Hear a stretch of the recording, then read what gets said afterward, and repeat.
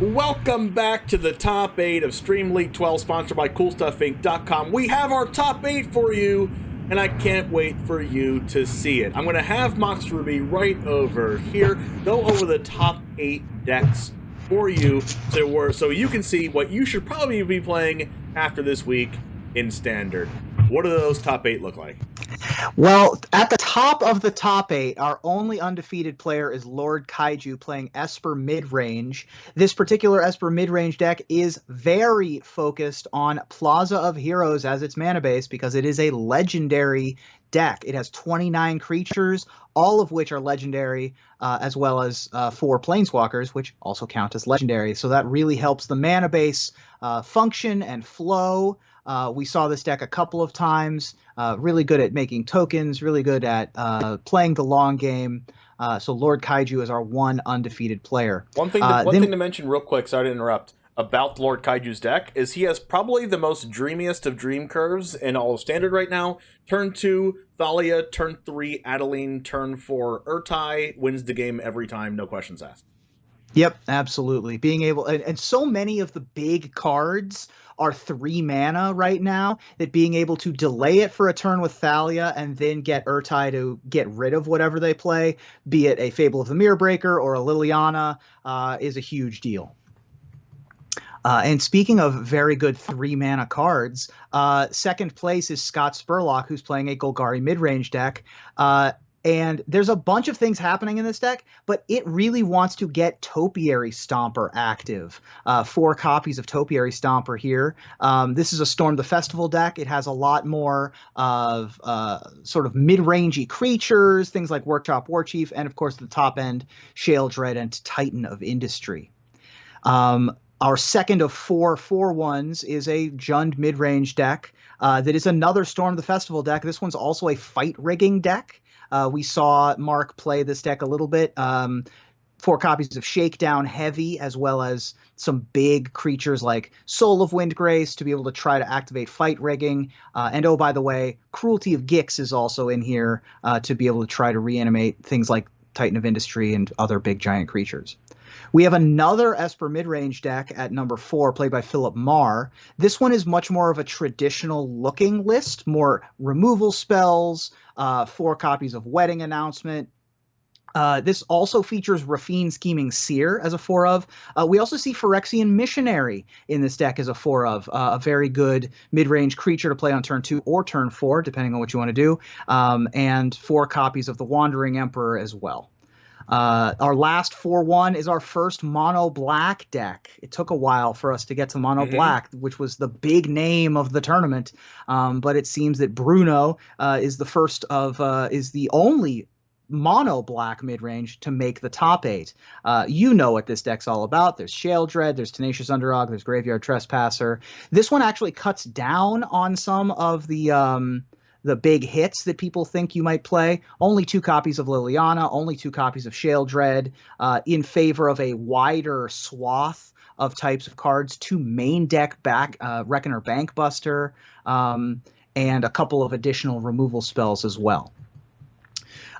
Moving down into the 3/2s, 6th place through 13th place were all 3 and 2, so it moved on to tiebreakers. But the best tiebreaker by a wide margin, by about 10%, was Magic Beard with a Jund midrange deck that we saw earlier on in the day. Flame Blessed Bolt being one of the standout spells of the deck. Probably did very good up against Tenacious Underdogs and Bloodtithe Harvesters. We are seeing a lot more 2/3s in this top 8 than we were expecting. Yeah, so maybe not as good in the top 8, but this deck is very heavy. It has Soul of Windgrace, it has Titan of Industry, it even has a Toxrill the Corrosive in it as well. Moving on to number 7, we have an Orzhov midrange deck. This is a Sarah Paragon deck. That is what it is. It definitely wants to take advantage of Sarah Paragon. Things like Liliana of the Veil, Spirited Companion, Phyrexian Missionary, and then at the top end, it's got Ao the Dawn Sky. To be able to continue. And oh, by the way, 4 copies of Wedding Announcement. Rounding out the top 8, we've got our traditional Rakdos midrange deck. This was another of these decks that we this was enemy number 1 or 1A coming into the tournament. This one is much more traditional looking. This one has 4 Lilianas, 4 Tenacious Underdog, 4 Bloodtithe Harvester to apply the pressure, and then it's got Fable of the Mirror Breaker as its it plus Bloodtithe Harvester are its red cards. That's what it's trying to do. Much more aggressive, much more low to the ground. 3 cut down, 2 Infernal Grasp, and 4 Invoke Despair. Not to mention the 2 Meathook Massacres as its main way of removing things. So pretty varied top 8. Even our repeat archetypes of Jund midrange and Esper midrange are vastly different builds. I would say that this is actually 8 different archetypes in the top 8. Nice. We're starting off already here in player 13 here with Noble. They are playing, I believe, the deck that you would say that likes to get off the Topiary Stomper against OKI Scoop, playing the Spirited Companion and the Orzhov deck. Excellent, yeah. This Topiary Stomper deck is super weird. It's got a Nimata Primeval Warden deck, Topiary Stomper. It even has 3 copies of Jewel Thief, limited all-star, to make sure that it can get to where it wants to go. We see a copy of Jewel Thief in the graveyard already, getting that treasure, and we see a Titan of Industry in hand that in 2 turns is going to be able to come down. There's the Sarah Paragon here from OKI Scoop. Going to cast Liliana of the Veil back from the graveyard if it's not dealt with right now. That's right. Yeah, getting back Liliana with Sarah Paragon is certainly a big selling point, but it looks like we're going to have a Meathook Massacre for 4 to be able to clear it off the board. That 4th toughness on Sarah Paragon is so important with things like Lightning Strikes coming back into the format. And also that Jewel Thief treasure giving Meathook Massacre the extra ump it needed to deal that 4th point of toughness. Absolutely. Phyrexian Missionary for 4 mana is going to be able to regrow that Sarah Paragon. It did delay this Titan of Industry for a turn, by the way. This Gloom Shrieker is probably going to get back the Jewel Thief because we didn't end up playing a comes into play tapped land, which we may have had to do had we not had an extra mana. Because next turn, 6 lands plus the treasure means Titan of Industry, and that allows Noble to be able to play the Ziatora's Proving Ground. Sarah Paragon comes back into play, gets to rebuy the Obscura Storefront. I love these Capenna fetch lands in this standard with things like Sarah Paragon and Soul of Windgrace. They're so important. This looks like Noble Murloc is content with not casting Titan of Industry, just wants to get that Meathook Massacre to kill Sarah Paragon once again, because it's going to be a major problem. It's like a Luris type card for Sarah Paragon to stay on the battlefield. Yeah, being able to rebuy a Liliana is so huge. Being able to just get incidental value off of the Spirited Companion is just enormous. And being able to untap with Sarah Paragon is incredibly valuable. Good attack there, though. Being able to keep both creatures alive, deal a little bit of damage, and still get off a Meathook Massacre is a pretty big deal. Yep, his creature does get exiled because it was. That's what Gloom Shrieker does. Gets exiled when it exits. But here's an AO the Dawn Sky followed by a Reckoner Bankbuster. OKI Scoop's card advantage isn't going anywhere. Yeah, getting rid of the Paragon completes the engine, but certainly a very good follow up from OKI Scoop. Speaking of very good follow ups, Titan of Industry killing the Bankbuster is an amazing follow-up as well. I'm not even sure if Titan of Industry wants to block the AO, though, because AO has a chance of getting another Sarah Paragon from the top of the library. Absolutely, yeah. AO just a glorified more copies of Sarah Paragon at this point. AO might as well be collected company at this point. Yeah. Here we go, Liliana getting rid of this 4/4. And, maybe there's another copy of Liliana in the hand to sacrifice the Titan of Industry. Doesn't look like that's the case. I'm actually surprised AO didn't attack. Because, it's not like Titan wants to block that card anyway. Right. And then Liliana's going to get to sacrifice to AO. Watch Watch this. Just watch it. It's going to be Sarah Paragon. It's inevitable. Well, it has to be. I mean, the odds of it not being Sarah Paragon are zero. Have to be well, zero. It's 50-50. It either is or it isn't. Oh, yeah, that's the right math. Yeah. So, but 7 cards is so many to look through. And there are lots of good hits in this deck. That is 2 Spirited Companions. Okay, draw 2 cards. I mean, that's fine. He's going to untap and have 6 cards in hand against Noble Murloc's 1. That's pretty good. I don't mind that at all. So the Titan is going to shut off the Liliana on the other side of the board.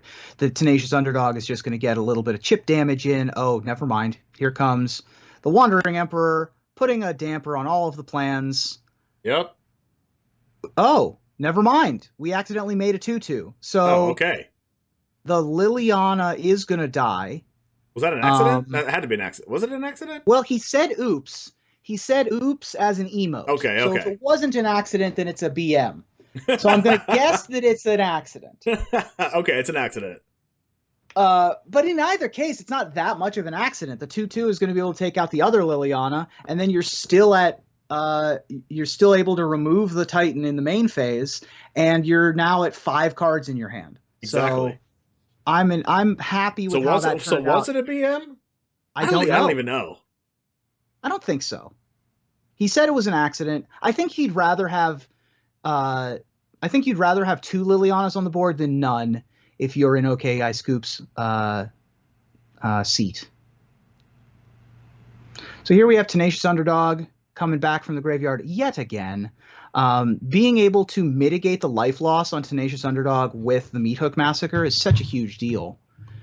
We have another copy of the Wandering Emperor to put an end to those shenanigans. But the follow-up is going to be a 6/6 Trampler, which is pretty good. Defiler of Vigor. That is a card that is barely ever played in Standard as far as I'm concerned right now, but we'll see how good it does today. I mean, who knows how good it was earlier on in the tournament? We haven't covered this deck yet. Absolutely. This is a one-of in this deck. But it's an extremely powerful hit off of Storm the Festival, and you want to have varied threats when you have Storm the Festival as your archetype. As we see, Archangel of Wrath is going to be the play this turn. Archangel of Wrath and Sarah Paragon are 2 of the highest win rate cards in Limited. For Dominaria United, so it's good to see them getting some love in Standard as well. Can you just keep spitting out facts like that? I love facts like that. Listen. I'm nothing if not a pile of useless trivia. I didn't explain where the transatlantic accent went. You didn't actually. So stupid. All right. Well, when we get to a situation where there's a boring match, which there won't be, then we can talk about it. Exactly. Radio's dead and television's the box they buried it in. Calculated. All right, Sheoldred's going to happen. They're going to take 2. It's going to take 2 damage to use Reckoner Bankbuster. Field of Ruin is going to target the red source. It can be brought back with Sarah Paragon, so yeah. The red source looks like it's just there to kick the Archangel, but yeah, that's relevant. All it's there to do. Still relevant, if all it's there to do is deal 2 damage and gain 2 life, it's fine to have a Sundown Pass and 2 Haunted Ridges in your deck. That's not too bad. Here he goes. Storefront, draw a card, lose 2 life. Not like you're scared about losing life with a 4/5 lifelinker on the board. Yeah. The incidental life gain and drain from Sheoldred heavily mitigated now. I was actually I was actually talking on my podcast about the importance of incidental life gain, because there's a lot of cards that just randomly burn you. Graveyard Trespasser being one. Sheoldred burns you. The pain lands are painful, for lack of a better term. There's a lot of cards that kind of punish you for not having life gain, and incidental life gain / lifelink on cards goes a long way. Meathook Massacre gains life. So Wandering Ember even gains life. So it's important to have that stapled onto a creature or onto a different Absolutely. I like the Defiler in a deck that has Sheoldred, expecting a lot of Sheoldred mirrors, because it's able to grow your Sheoldred to kill. Well, I guess it has Death Touch, but it's able to stand in front of a Soul of Windgrace as well, which is another important 5-power creature. Sheoldred being a 5/6 getting buffed by the Defiler Vigor is pretty strong. It doesn't like this Archangel Wrath is going the distance. We've already talked about in this stream so far that we've already talked about the importance of flying, but a flying lifelinker is even better. Yeah. Flying lifelink is pretty darn good, but also Flying Vigilance Legendary Dragons quite good. I would not be surprised to see more copies of Junji and Ao and all the rest coming through, as Graveyard Glutton is going to ping at least for one, and then the flyers are going to provide the rest. Yep, and yeah, nothing that Noble Murloc can do about this, especially the rise of Ao the Dawnsky and Junji are really strong because Vanishing Verse is no longer in the format. The card's rotated, so that opens the door for cards like that to be prevalent in the format. Absolutely. So a bunch of Meathook Massacres, Terra Sunder coming in to mitigate that graveyard trigger. Another copy of Nemata joining the fray as well. I like Nemata. I think it's like pretty underplayed right now. It should probably be played in the Jund lists. It is basically a Kalitas. If anyone follows Magic knows what that card is. It's a Kalitas 3/4 lifelinker. Every time you kill an opponent's creature, it gets exiled instead. If you kill a non-token creature, it gets exiled, and you make a 2/2 zombie, and it's a 3/4 lifelinker. This card is pretty similar. Every creature your opponent controls is exiled instead, but you instead make a 1/1 instead of a 2/2 zombie, but it also has another ability as well. So it's pretty similar to Kalitas, and it's really a really good top end in a mid-range deck like this. It's legendary, so you probably only need one or two of them in the 75. You can also play Sheoldred, so both really strong cards to play. I like it. I like that card a lot. Absolutely. One card I wanted to talk about that is in this Golgari mid-range deck, by the way, he has one copy of Bouncer's Beatdown. You think you could tell me what Bouncer's Beatdown does? I have no clue. Bouncer's Beatdown's a great one. Bouncer's Beatdown is 2 generic and a green uncommon from New Capenna, but it costs 2 generic less to cast if it targets a black permanent. It deals X damage to target creature or planeswalker, where X is the greatest power among creatures you control. Then if it would die, you exile it instead. This is it's a green card? It's a green card. This is a great answer to Tenacious Underdog. 1 mana green if you play an underdog and they play an underdog, yours you can do the beatdown on theirs and exile it. That's huge. Not only that, but it can also target planeswalkers, stray Lilianas that ticked up if you play a Sheoldred or something, or if you have a Topiary Stomper. That's just, man, good gravy. That's a good card. What happens if you just remove the highest power creature, or the creature you relied on to stay on the battlefield, in response to the green spell? That feels real bad.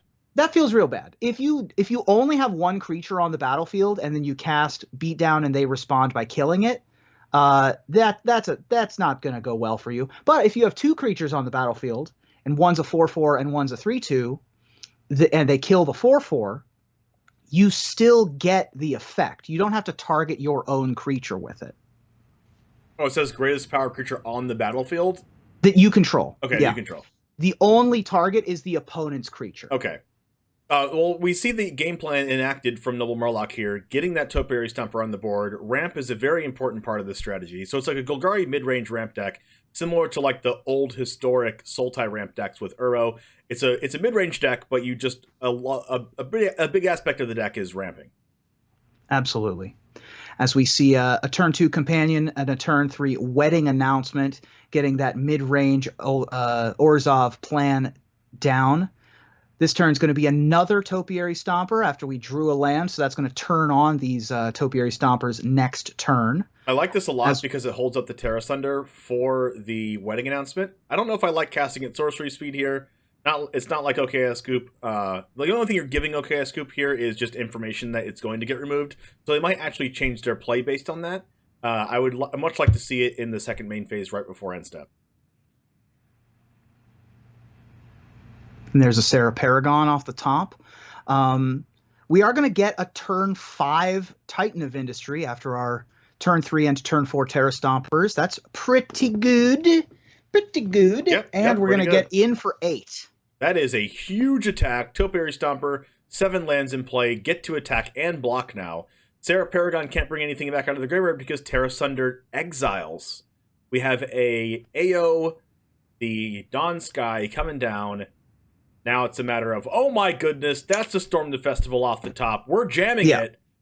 Cruelty of Gix, Workshop War Chief, Namada, that notably exiles, so if you kill AO and AO blocks, it will get exiled and not trigger.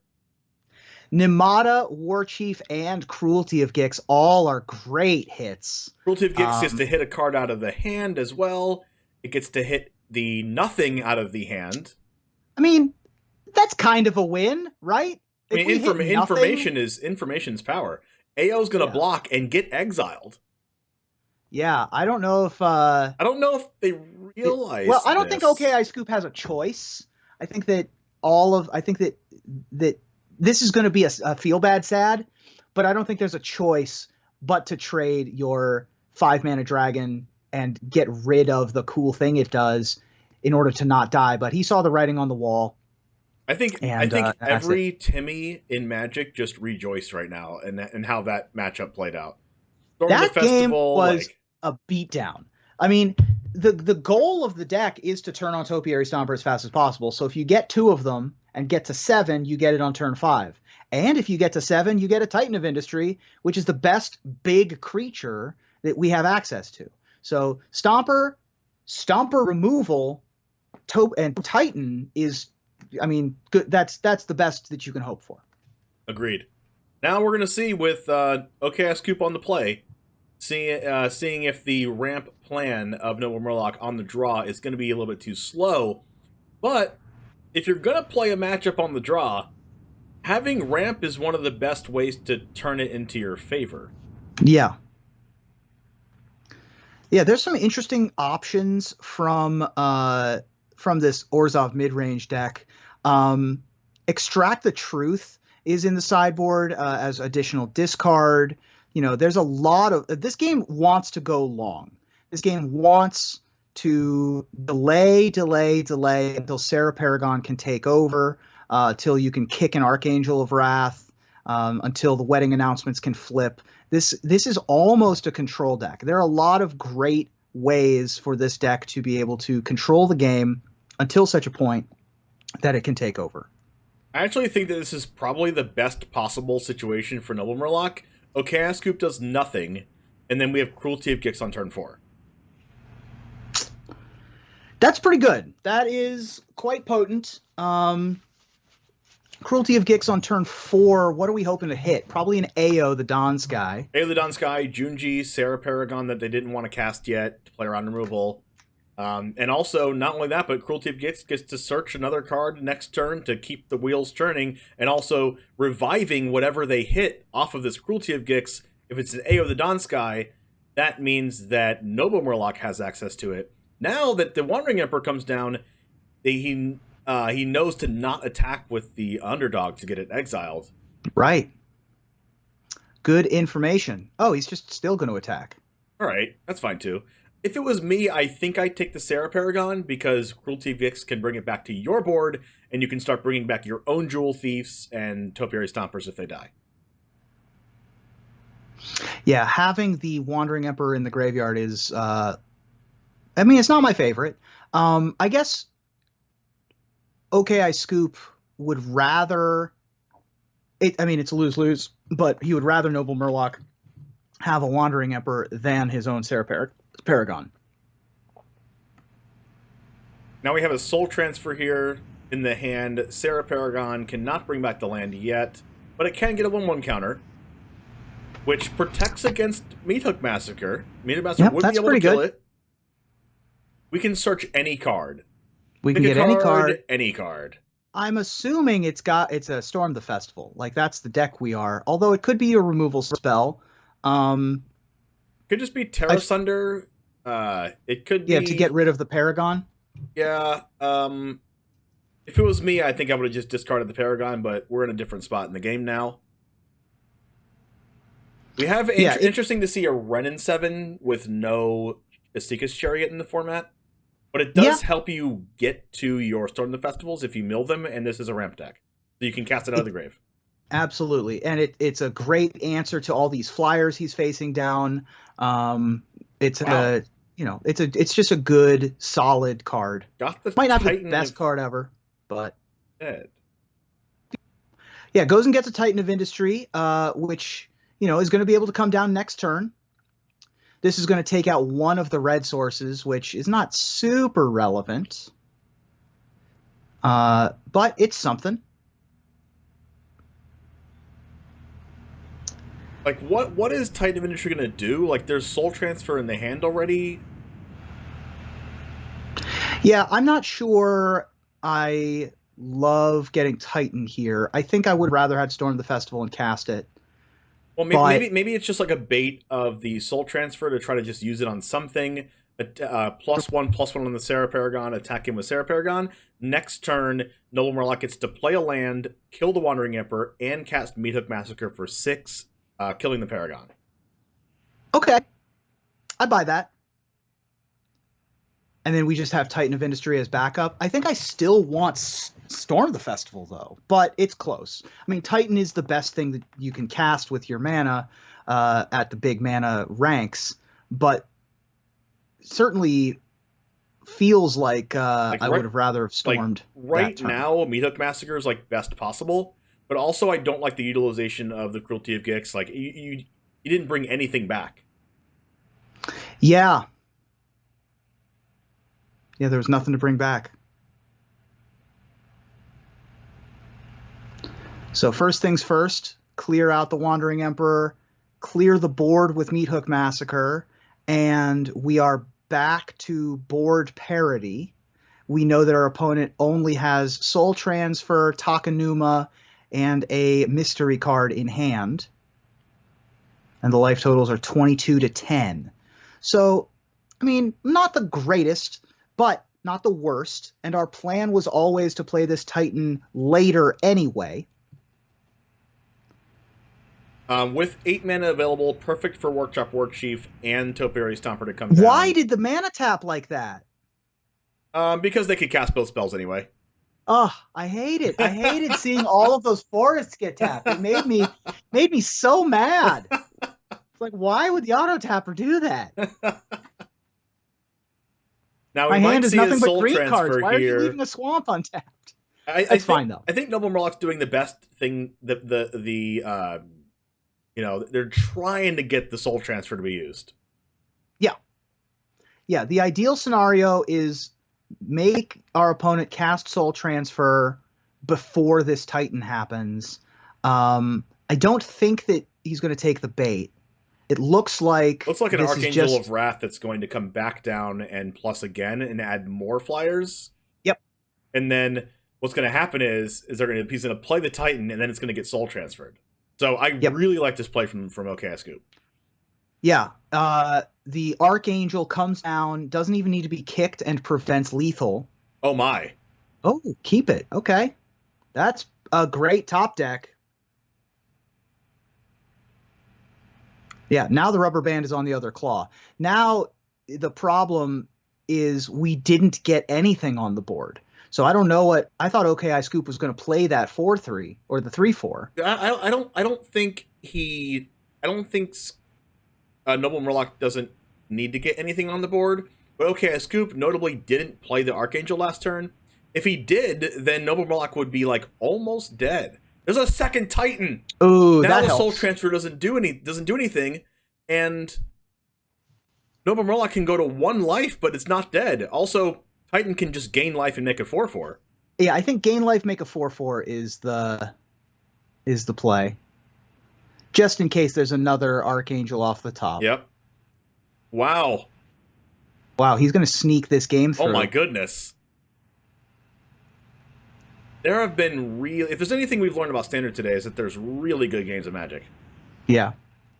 Super swingy. It's looked like players have had things well in hand until, I mean, not even Titan of Industries or Archangel of Wraths off the top. It's been, Terra Sunders. It's been timely, specific planeswalkers and removal and, role-playing creatures that have completely turned the tides of battle. Not just haymakers like the Meathook Massacre and Titan of Industry, but it's been a ton of fun to see these battles, and these battles also are occurring on the battlefield as opposed to like on the stack or at the end of the turn, and so they feel epic, and it's much better gameplay.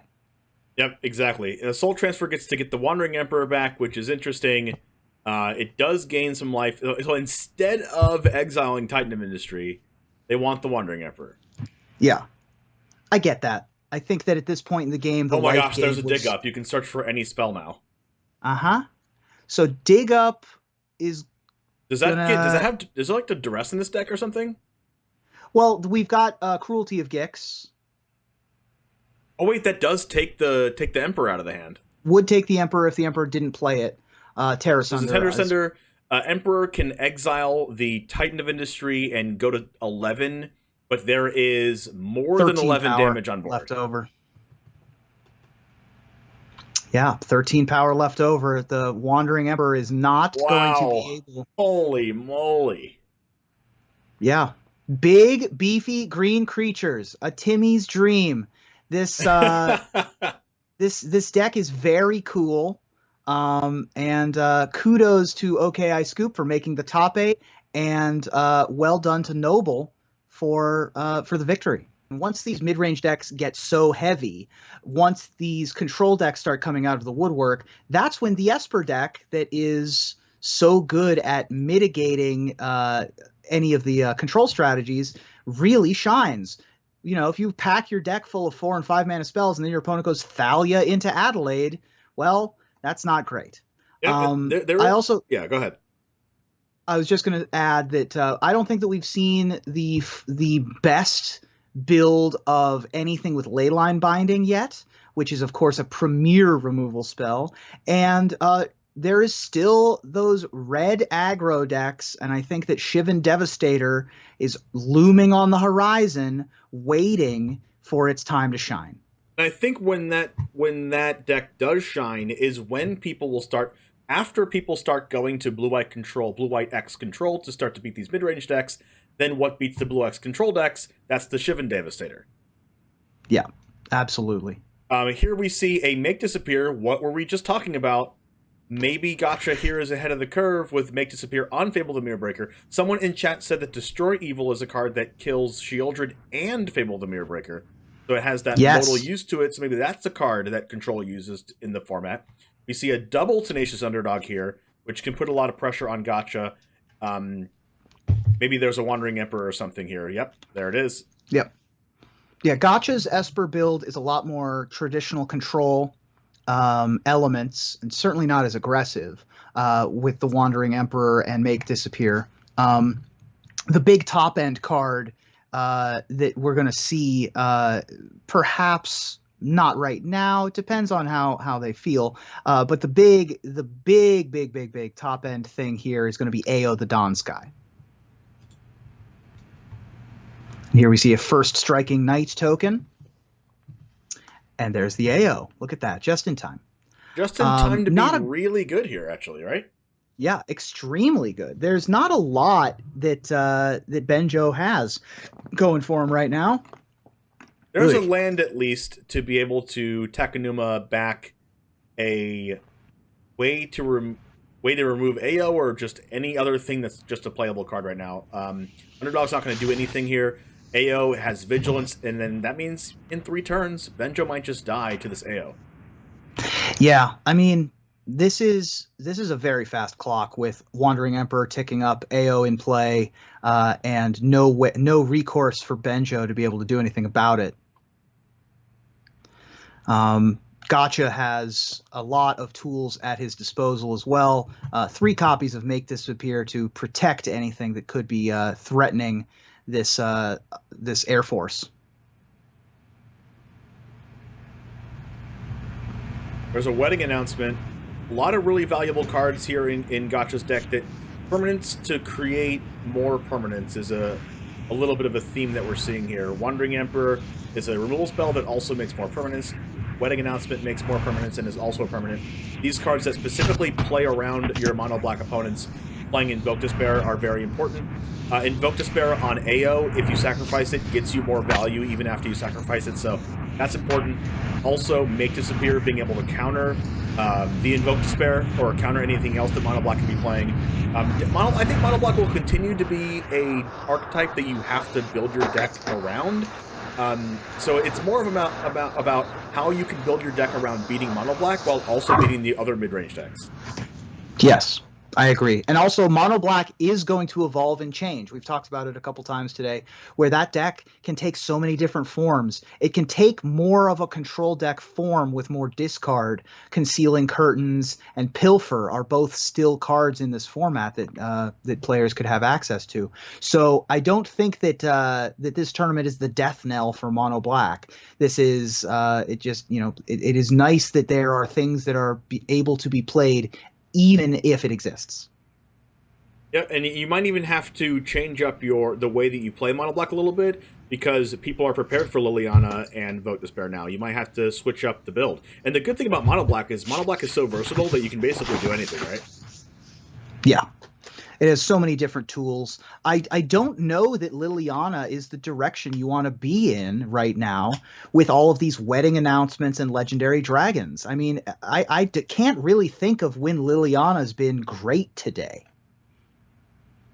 Liliana hasn't been amazing, but it also hasn't been terrible, I think. Yeah. I mean, here we go. Here's a second I think it's replaceable, is my point. I think that of the 3 mana cards we've seen today, Graveyard Trespasser has certainly outclassed Liliana. There have been so many good wedding announcements. Fable the Mirror Breakers. Yep, Fable the Mirror Breakers, where the Liliana is okay. It does the job, but you're not super sad even if your opponent has one.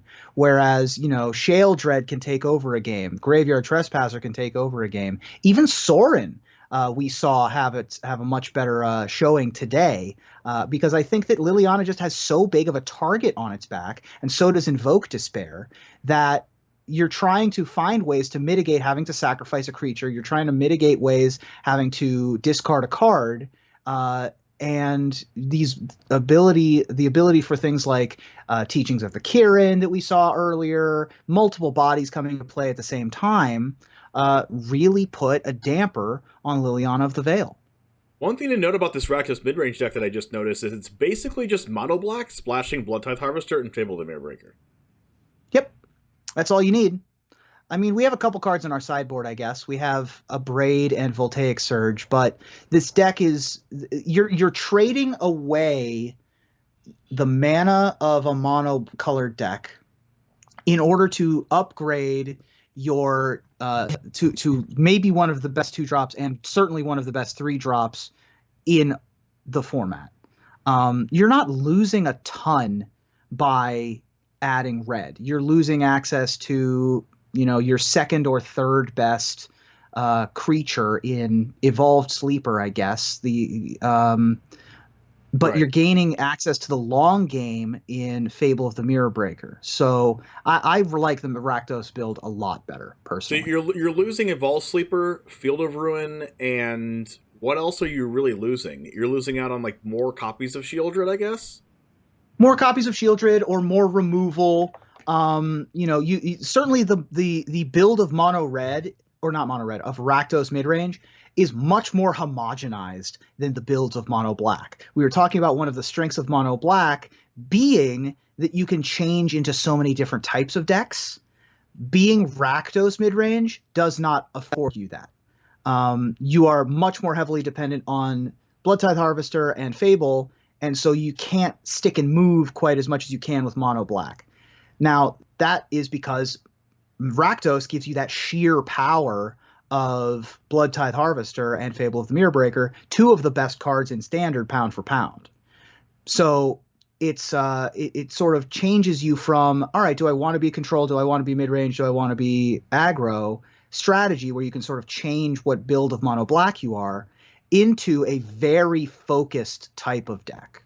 Right, and when you play for Bloodtithe Harvester, for Fable the Mirror, it's not like you're doing a bad thing. Like they're much worth playing 3-4 copies of both of them, but you're kind of stuck into like playing that mid-range deck. You can't just move towards like a pretty hard control version, and you can't always move into like a dedicated aggro version. You could if you wanted to. It's not necessarily bad, but you're kind of just like a little more pigeonholed than you would be if you were playing mono black. Yeah. We see a Raffine here come down on turn 3, which is like we've seen Raffine a lot today. Yeah. That 4 toughness is huge for being able to stand in front of Graveyard Trespassers and Tenacious Underdogs.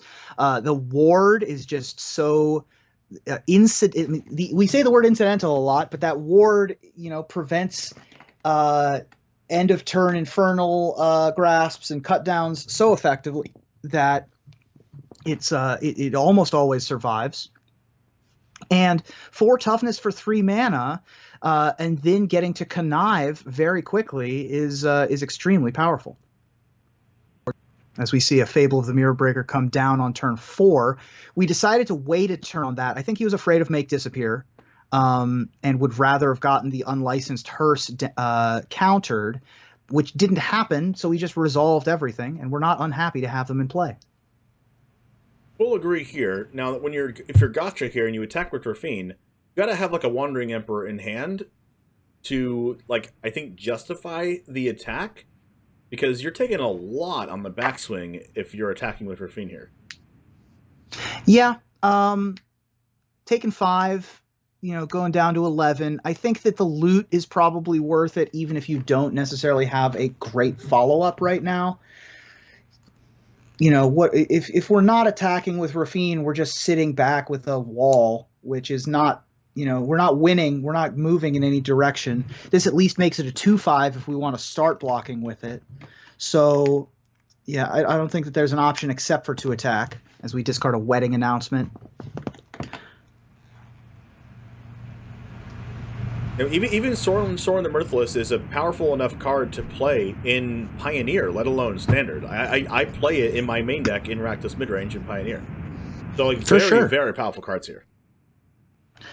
Graveyard Trespasser here, gonna be able to take advantage of the cut down as well. No response from the unlicensed Hearse. Would rather get the cards out of the opponent's graveyard. Looks like they're prioritizing getting a huge Hearse. Yep. Cut down is a turn too late, unfortunately, to be useful in any meaningful way in the face of 2 warded creatures, neither of which can actually be targeted. That was another reason to attack with Raffine, to get it out of cut down range, because cut down does kill Raffine. Yep. Oh, here we go. So Invoke Despair is a good draw here. This is make them sack a creature, draw 2 cards. Very good. Gets around the ward. I'm super happy to draw Invoke Despair if I'm Benjo. And here we draw the same hand, which is actually just super clunky. 2 pair, dealer. What do I win? Yeah, exactly. What do you win? Yeah, not great. This is not ideal to get another Trespasser and another Sorin. Although we are maintaining parity here. This looks like it's going to be a Wandering Emperor from Gotcha, maybe keeping up Invoked or making up Make Disappear. Interesting to only exile the 1 card there instead of the 2 from your own grave. Still drawing 3 mana cards is really tough. Like, looks like a Wandering Emperor, but I think I'm still attacking with the 2/2 because I'm trying to cast two spells this turn. I don't want to keep the clunk in my hand for that long. Mm-hmm. Yeah, getting the 6th mana I think would be huge. Although Sorin is fine. This is just going to be a make disappear, though, or a disdainful stroke, sure. I definitely really liked casting 2 spells there. Even if I have to get rid of the 2/2. Well, the good news is that this unlicensed hearse is keeping the Graveyard Glutton at bay for the most part. So I'm not, I'm not super upset if I'm Banjo or Benjo because even though my hand is clunky, I'm not getting pressured. Yep, that makes sense. Here's Invoke Despair off the top. That's pretty much all we're asking for here. Well, yeah, that's. I mean, it's good if your opponent has Wandering Emperor. They go Wandering Emperor minus, sack the 2/2, sack the Emperor. They keep the Glut. Yeah, I mean, what are we hoping to do if not cast the Invoke this turn? I mean, I guess we just saw a disdainful stroke. We can pretty safely assume our opponent is waiting for us to attack with a Wandering Emperor, might even have a Make Disappear in hand. I think this is an effort to double spell next turn, and they're going to cast another Sorin this turn. Sounds like a plan.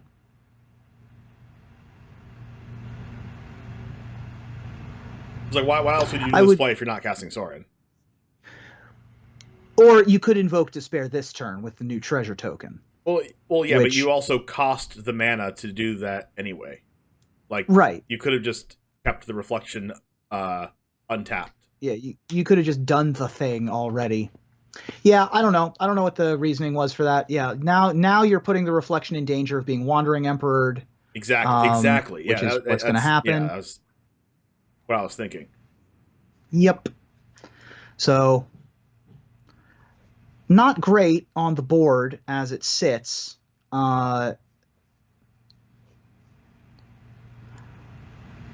Well, I mean, if there's one thing we got going for us here, it's that we have more spells than the opponent. Now, yeah, we can kill the Emperor as long as we just cast Fable and then crew it. That will kill the Emperor with attacking with both things. There's a wedding announcement. Fantastic draw. Yeah. Unless they gunk up the board, which is less than ideal. But I still think I like Benjo's position. Yeah, I like Benjo's position also. I think it could be better, but I'm not upset with it. Yeah. This is a perfect draw as a land. Cast Fable, attack with the hearse, make them chump, and then go ahead and either cast like Sorin or Graveyard Trespasser afterwards. Seems like a good plan of action. Yep. Or just do it right now. I might just consider submitting 0. Yeah. Doing. Yeah. No reason to exile with the Glutton. Well, I mean, no attack here is a little interesting to me. Yeah, just letting the Wandering Emperor run free is a little is interesting. I think that, perhaps putting the unlicensed hearse tapped so that it opens up graveyards for a turn is not what Benjo's trying to do, I suppose.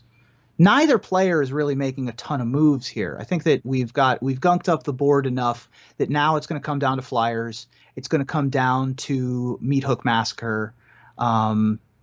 So this Sorin number 2 actually ends up being probably pretty important. Yep.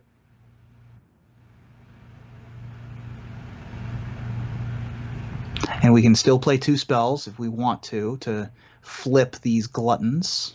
I think it's getting into like a little bit of a dangerous territory for Ben, because you didn't make anything chump block to kill in response to trying to kill the Emperor last turn.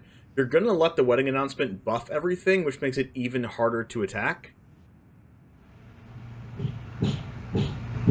So now we have a Make Disappear that has been casualtied, making it cost 4 additional mana, and so Sorin will not resolve. That is a problem. Still able to trespass, though.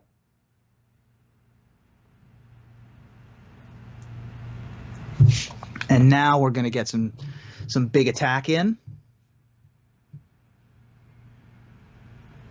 Force a chump block at least. Yeah, this definitely forces a chump block, but they might just take it because Wedding Announcement buffs everything next turn, and so you can get a better double block against the 8/8 Hearse next turn. Yep. Yeah, he's offering the 3-for-1, but I don't think that Gotcha is going to take it. Either taking 8. Yep, taking 8. The good news, though, is, you know, another Glutton is pretty good. So right now, because of the 6 damage taken, all of a sudden Gotcha's in a weird place because now Benjo can just attack all. Especially if Benjo draws a 2 power or greater creature to crew the hearse with, then they're going to just swing with 5 creatures, make them chump block with a bunch of stuff, and hopefully don't die in the backswing. Yeah, well, the Reflection itself is going to be able to crew as well. Oh, so... yeah, that's true. They don't need one. Well, I guess the Reflection can also... and a Haste Underdog. Yeah, the haste creature is definitely something that can perhaps change the equation a bit. I don't know if there's enough things in graveyards for Gluttons to drain in order for it to change any of the equation here. See, this is why when you're in the position where they just cast a Wedding Announcement, you really, really want them to block with their 1/1s, because and that's why I didn't like the non-attack with the Hearse 2 turns ago. Is because you could have made the 1/1 block and possibly the Graveyard Glutton to block, but because they didn't block, they're here and they're a lot bigger. Absolutely. I don't think an all-out attack is what's going to happen here now that we've got this Reflection. We have blitzed a Tenacious Underdog into 6 open mana from Gotcha, which could signal another Wandering Emperor, particularly as he let the last one die. Or he could just not. He could just have nothing and, you know, sort of be bluffing it. Oh, my goodness. Or not. Well, here it is. The good news is that if this gets exiled or if this gets killed, there's at least a card draw and a main phase. Now, one thing that Ben has going for him is that at any point in the game, if Bloodtithe Harvester is drawn, the game ends. Yeah, the Bloodtithe Harvester, Reflection of the Mirror Breaker, engine would very quickly mow down anything on Gotcha's side of the board. Oh, does the Blitz not trigger if it doesn't die? Correct. Very good. Yeah, well, never mind. He doesn't get to draw. Oh my gosh, it's top deck city here for Gotcha. Sometimes it's just your day. Yeah. A off the top, extremely powerful. 5 toughness thanks to the Wedding Announcement. Getting even bigger. This is going to be a 2-turn clock as soon as it starts being able to right, Bloodtithe Harvester needs to be top decked immediately.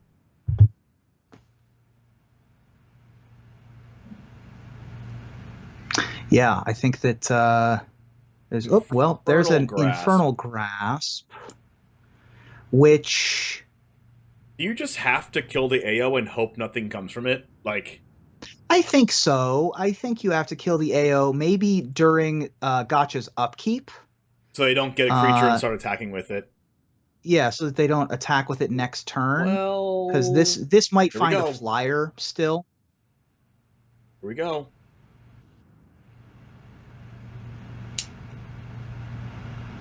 Yeah, spin the Wheel of Destiny, AO. I mean, could reasonably pump everybody also. Like, you've got 5 creatures in play, but I think that the goal of the deck is to find something else to put into play. Actually, I think pumping everything is really good. Like, the 3/3s become 4/4s, and that attacks through the Glutton. The 2/2s become 3/3s, which can be pumped with the Emperor. The Graveyard Glutton gets to be a 7/7. Oh, it's 2 counters, isn't it?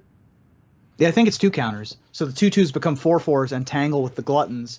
The 5/5 becomes a 7/7 and tangles with everybody. We also found nothing. Oh no, we found a Kaito. That's okay. I'm happy with a Kaito because it's card advantage. At this point in the game, the ways to win are going to be finding answers, and if I'm drawing twice as many cards as my opponent, I'm happy. Here we go, exiling the AO, gain a life.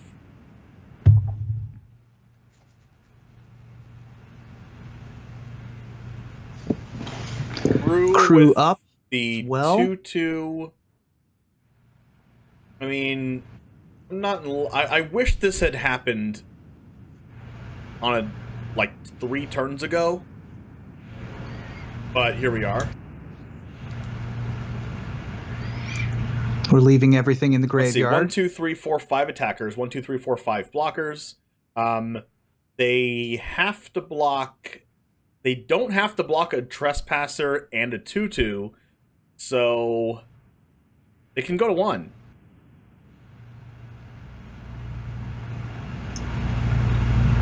Yeah, I'm not in love with this attack. I don't think an all-out attack is my favorite, but if I'm going to all-out attack, it's going to be this turn because I'm at 14, which is kind of a lot. Also, nothing's back home.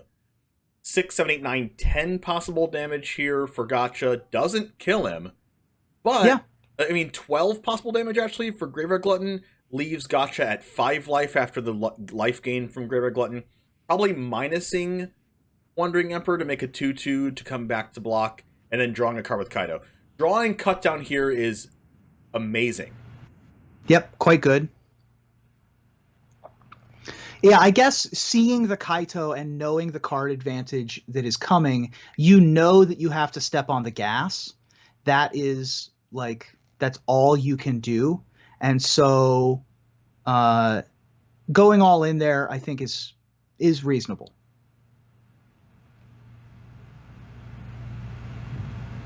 And now just gumming up the board again. Ooh, Meathook is that's a heck of a draw.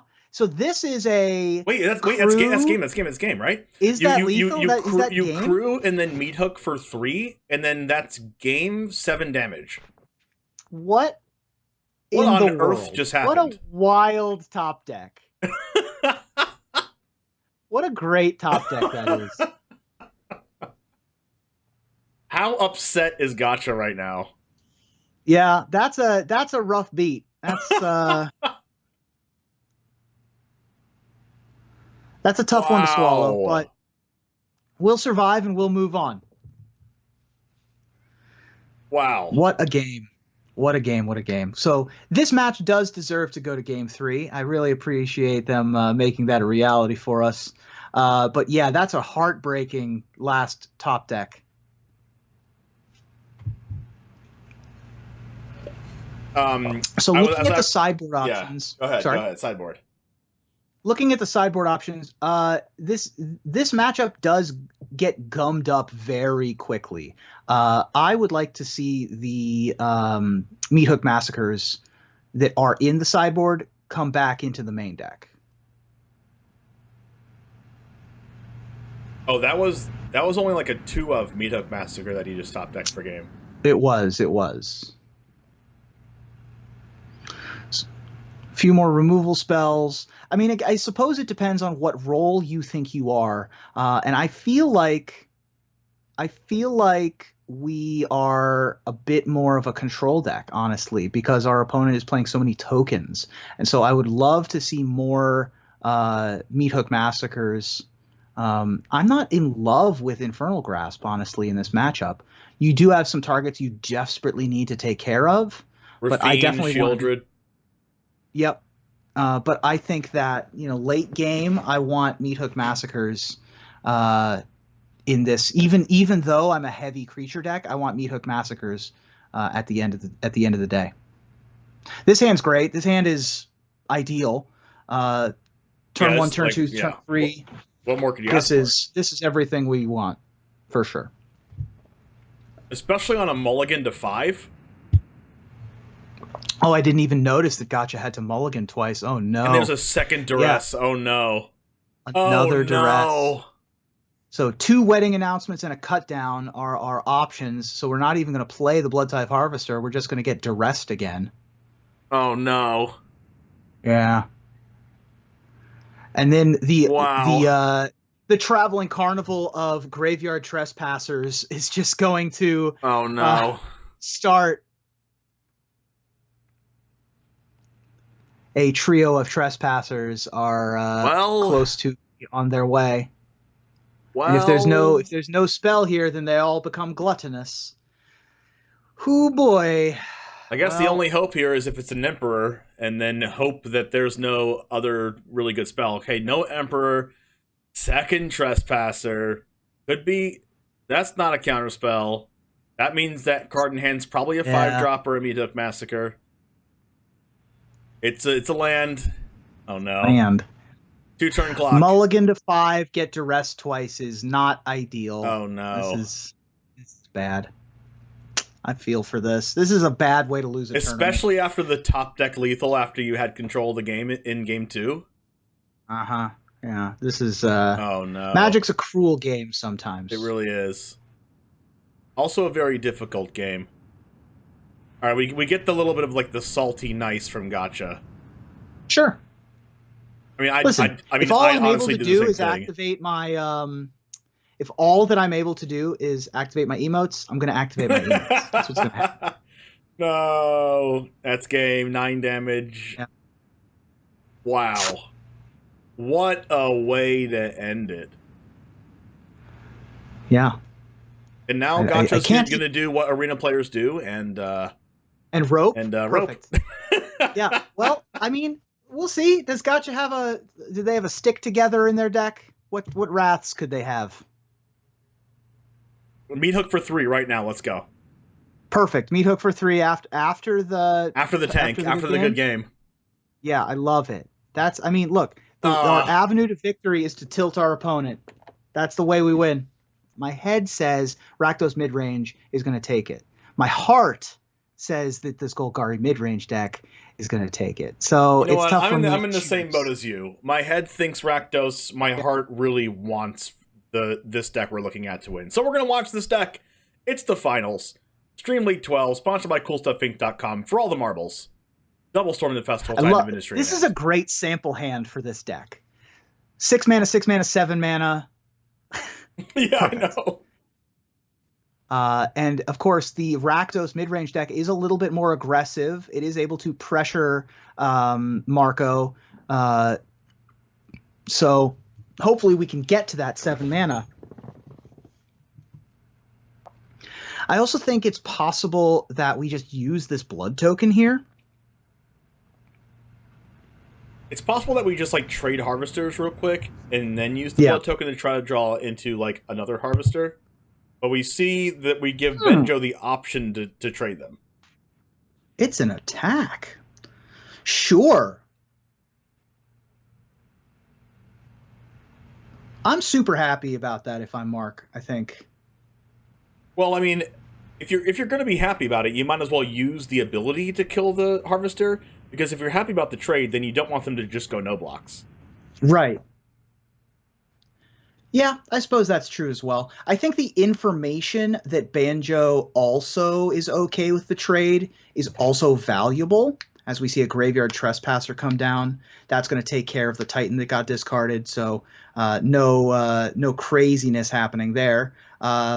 Pretty slow hand happening from Marco, but he at least has a play with the Sokenzan if he so chooses. It does sound like Benjo was in the Rakdos deck, made it to the finals after being the 8th seed and sneaking in on tiebreakers. Yep. So it'll be crazy for the 8th seed to come back and win here in the finals. Our 6th through 13th all had very well. Actually, our 6th place player had the best tiebreakers by far.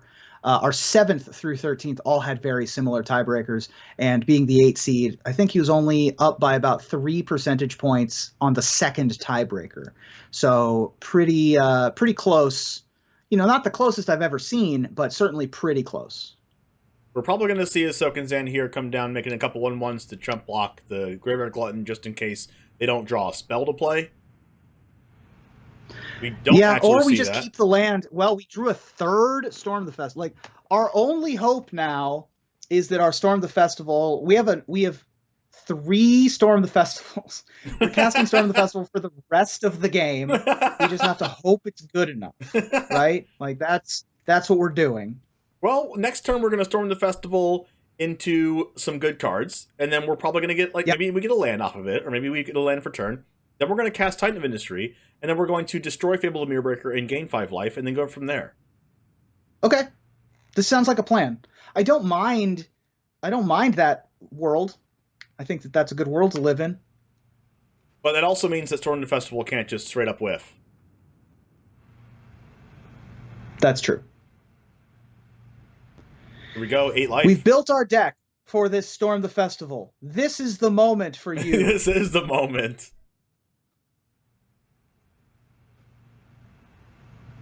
We're at 8 life. We've got no board. This is so Our stressful. opponent has Oh very no, stressful. it's almost game! Yeah! That's really bad.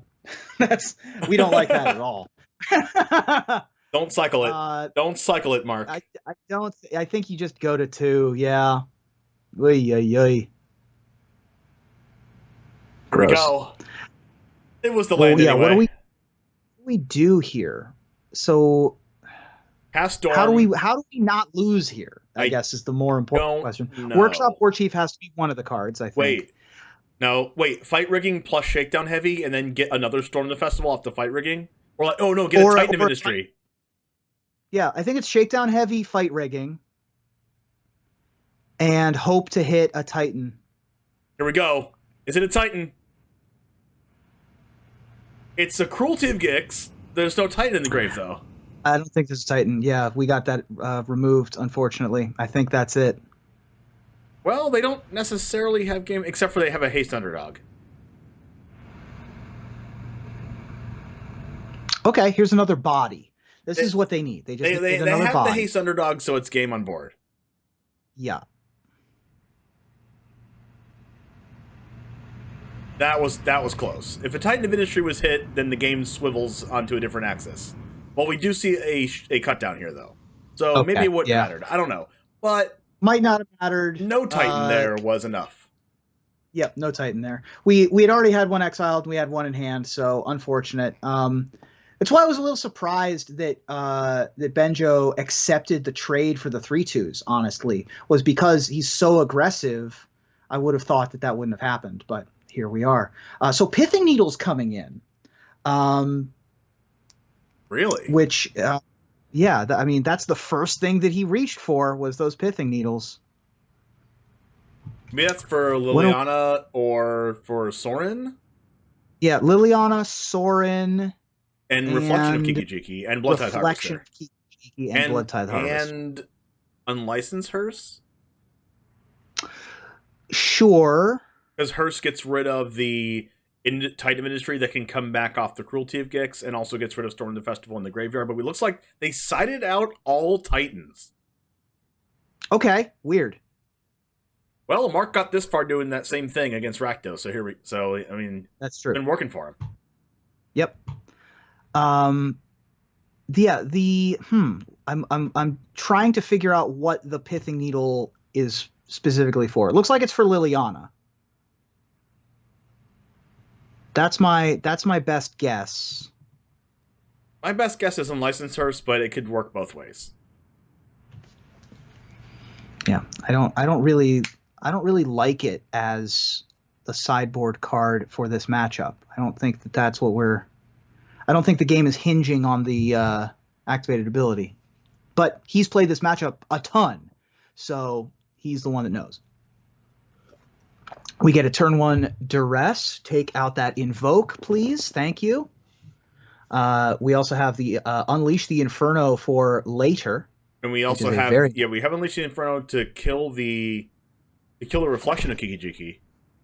Yes. Especially since this Underdog just came out, that's a perfect spot for them to go play a land, cast Fable, and then next turn Unleash the Inferno, kill the Underdog and the Reflection. Yep. Or I love kill a the Shakedown Heavy. I love a Shakedown Heavy. I think that this card is so good. This is the card advantage engine in this deck. Also, we're going to be able to Unleash the Inferno, kill the token, kill the enchantment, or kill the Underdog, kill the enchantment, both of which are very good. This is the best Unleash the Inferno we could hope for. You know what I like? If they double block the Shakedown Heavy. Oh my goodness, they're doing it. Double block Shakedown Heavy, and then afterwards kill one of them and kill the Fable? Okay, they didn't double block it. Oh my goodness. It did not double block. They just took the damage. Right. So this is going to kill the token, kill the Fable. Yep, and they can't pretty wait, good. And they can't wait for it, because if they kill their own 2/2 in response with the cut down, then the Fable actually doesn't die. So they need to do it now. Absolutely. That's a pretty good turn. And then the follow-up for Mark is very equally strong, as good. Oh my goodness. The follow-up was super strong if there was another red mana, but since there isn't and you can't cast Fable plus Bloodtithe Harvester, true.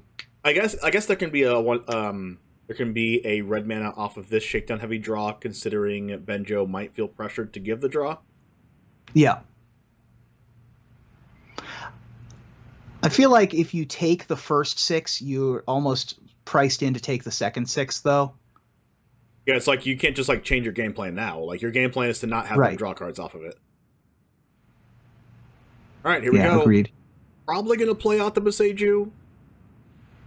I would think so. Given the Storm the Festival draw, the green mana is more important than any enchantment that Benjo could play. I mean, I guess any land off the top that's untapped means that you can keep the Boseiju if the 2/2 isn't destroyed, but since they have cut down the Eno already, it's probably getting destroyed, so it's worth playing the Boseiju.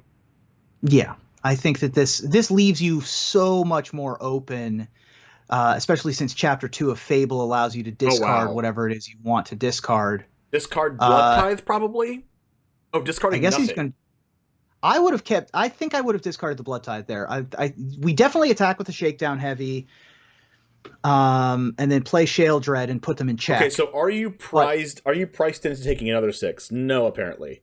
Here it is. Well, drew the untapped land, stormed the festival. What do we see? Will we get a game 3? Fight rigging and Fable. That's pretty good. I've definitely seen better Storm the Festivals, but this was pretty good. We get another Storm the Festival and Unleash the Inferno option off of the fight rigging. I'm in for another Storm the Festival. Yeah, for sure. I think we are...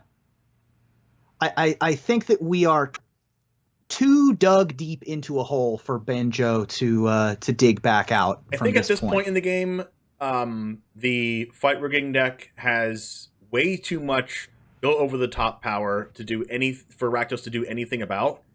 So I'm pretty sure the game's just over, and we're going to see a game 3, but we will see.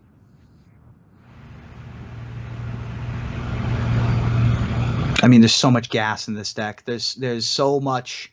We're getting a free Storm the Festival. We're discarding and drawing. We get to play. That's even before we start playing spells. That's before we tap any lands. Then we also get the Shakedown Heavy trigger. I don't think you discard anything. Because you want the land for the Sheoldred plus Bloodtithe, or not? Oh wait, you can do that. You can do that anyway, right? Sheoldred plus Bloodtithe can still either be cast. or, yeah. So yeah, I like the discard. All right, here we go. Sheoldred, cast Bloodtithe, cast them all, do all the things. Let's go. Yeah, just play every card you have. There it is. What do we get? A Shakedown Heavy and another fight rigging and perfect. Listen. If all I'm doing is playing Shakedown Heavies and Fight Riggings off of my Shakedown Heavies and Fight Riggings and Storm the Festivaling into more Shakedown Heavies and more Fight Riggings, this is magic I'm happy with, right? Like, it's wild, but it's definitely not unfair. It's just hilarious. I love it. Wow. Yeah, Fight Rigging Shakedown Heavy was a combo that people had been talking about when New Capenna came out. Never really found its way into Standard with just New Capenna in the format. Now that the format is smaller, being able to get that sort of that combo off without many of the answers or many of the previous metagames problems is a lot more attractive. And so I'm really loving what what this deck is And doing. also, I really like how this deck is constructed around Cutdown. Cutdown doesn't kill Shakedown Heavy. Shakedown Heavy has 4 toughness, so Graveyard Trespasser can't attack through it. Underdog can't attack through it. Bloodtithe Harvester can't attack through it. There's so many 3-power things that cannot attack through Shakedown Heavy, so it acts like a wall, kind of like Lovestruck Beast used to. Yep. Cutdown can't kill Sheoldred. It can't kill Lord of Windgrace. Like, all the creatures in this deck, I feel like, are decided around the removal spells that are being played in this format. Absolutely, yeah. The only thing that Cutdown hits Fables. is Fable tokens. Is the Bloodtithe Harvester, yeah, and the Fable tokens, but that's it. And the Fable tokens, yeah. So we kept a 2-lander. We have a very good hand. I think you can't cast Duress this turn. I think you have to go Deathcap Glade into land Bankbuster, and then if you don't draw land, just use Bankbuster to try to draw land. I think going land Duress here is pretty greedy. Hey, listen. We didn't get here playing safe. Because like you're likely to see like 2-mana creatures, and then your Duress did nothing. Okay, you saw a Fable, but you can still Fable on the next turn if you wanted to. Yeah. So we got a discard, we got a Fable. Oh no. Oh no. Oh no. See what I'm saying? All right. Come on, Mark. Oh my goodness. Hey, you are a stinker. We never didn't have it. I don't know what you're talking about. We always had it. Oh my goodness. Like that's Infernal Grasp is going to kill this, but Infernal Grasp doesn't kill the second Shakedown Heavy.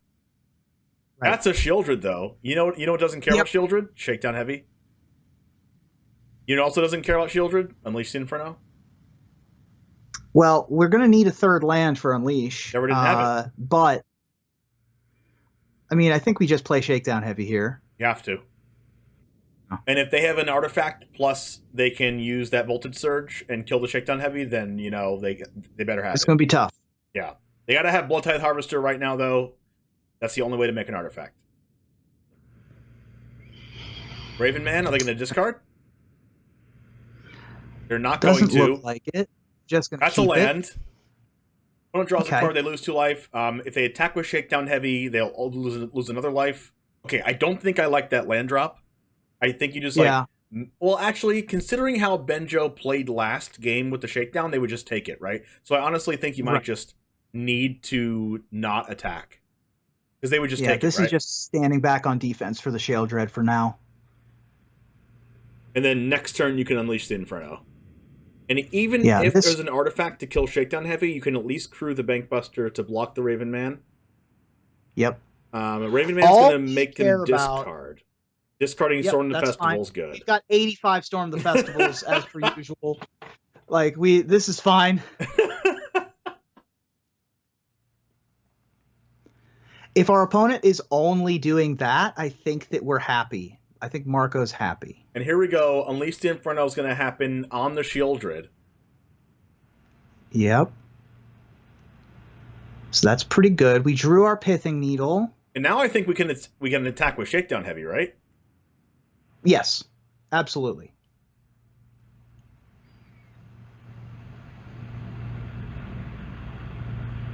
And then what is Pithing Needle hitting? Raven Man? Pithing Needle probably hits Raven Man based on it. I mean, it's in play. Like, in the dark, we would almost never call Raven Man. I don't think we even referenced Raven Man as a Pithing Needle target when we were talking about it during sideboarding. There's the Lily, just in time. Now we have a Lily, so, at least we're playing stories where we have the Raven Man and the Liliana in play. That is true.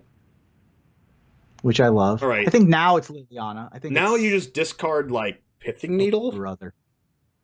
No, I guess you discard the Storm? Yeah, if you had 5, I guess you would 5 lands. I guess you discard the Pithing Needle. All right, but 1 land away. All right, you call Liliana here. I would assume that we call Liliana here. Yeah. And then wait for them to trigger Raven Man and then draw a card, or not. Or draw a card now because you can draw a Bloodtithe Harvester to play. Then again, there's a any sorcery speed card like second Bankbuster or anything like that you would want to play. That's that. Yep, I guess that has to be an Raven Unleash the Inferno discard and just like hope to draw a land off the top. Yep. I mean, that's what our deck is designed to do. We have to just hope that we get a land off the top for our for our third Storm the What Festival. about a Meathook Massacre? Also good. That card is good. I think I like drawing a card first though, just to see just in case. if you draw you get the a Meathook Meathook for one.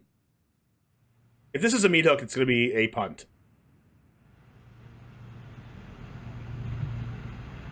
Sure. We're fine with them using the Surge on that. Not a Meathook Massacre, but it's a land! Not a Meathook.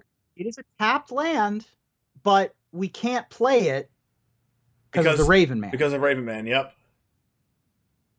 Raven Man acting as another Liliana here.